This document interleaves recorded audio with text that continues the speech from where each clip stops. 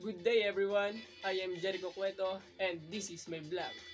Just sit back, relax, and enjoy watching.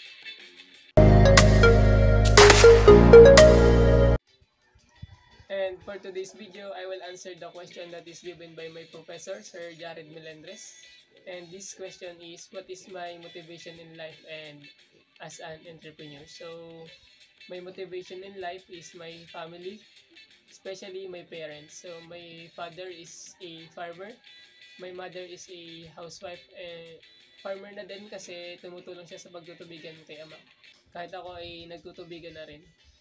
So, ang pagiging farmer ay napakahirap.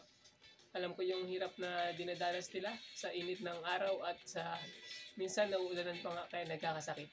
So, it motivates me a lot para gawin lagi yung mga kabuti para sa akin at para sa aking pamilya.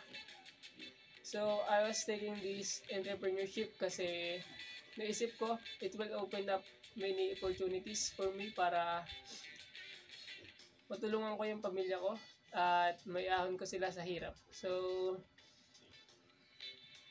ngayon, tinitay ko pa rin to and sana pala rin na makatapos para magkaroon ng magandang trabaho or makapagtayo ng isang business para magkaroon ng income or malaking income para may angat ko sa kahirapan ng aking pamilya.